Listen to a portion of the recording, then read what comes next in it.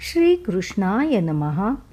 तेषां सततयुक्तानां भजतां प्रीतिपूर्वकं ददामि बुद्धियोगं येन मामुपयान्ति ते। श्रीकृष्ण म्हणतात, जे लोक अखंडपणे माझी भक्ती करतात त्यांना मी बुद्धियोग देतो, अशी बुद्धी जिच्या सहाय्याने ते अखेर मला प्राप्त होतात. भगवान येथे बुद्धियोग हा शब्द वापरतात तो केवळ विचारशक्ती किंवा सामान्य बुद्धी नाही, ती आहे ज्ञानमार्गाशी जोडलेली बुद्धी, आत्मबोधाकडे नेणारी दिशा.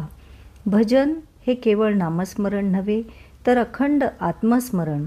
प्रत्येक कृती, प्रत्येक विचारामध्ये मी कोण ह्या प्रश्नाचं उत्तर शोधणं. सततयुक्त असे ज्या साधकाचं चित्त अखंड ब्रह्माशी जोडलेलं आहे तो प्रीतीपूर्वक भजताम, द्वैताच्या मर्यादेत राहूनही प्रेमपूर्वक अद्वैत सत्याकडे चाललेला आहे. बुद्धियोगाचा गूढ अर्थ वेदांत सांगतो. देव हा वेगळा देहधारी नाही, तोच आपला आत्मा, आपले स्वस्वरूप. जेव्हा साधक भक्तीने त्याच्याशी जोडला जातो तेव्हा त्या प्रेमातूनच ज्ञान प्रकट होते. ह्या अवस्थेला बुद्धियोग म्हणतात, जिथे बुद्धी देह, मन, अहंकार ओलांडून आत्मस्वरूपाशी एकरूप होते.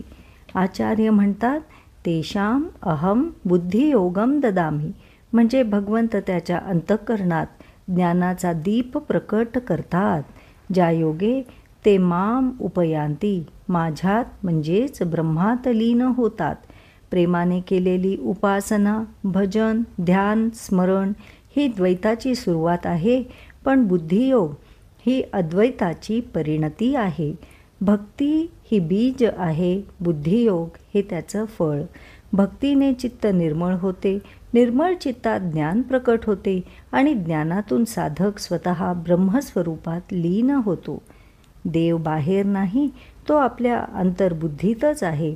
जेव्हा प्रेम शुद्ध होतं तेव्हा बुद्धी दैवी बनते आणि बुद्धी आपल्याला आपल्याच स्वरूपात नेते. भक्ती म्हणजे प्रारंभ, ज्ञान त्याची परिणती, भजनातून जागृती आणि बुद्धीमधून ब्रह्मप्राप्ती. श्रीकृष्ण शरणम मम.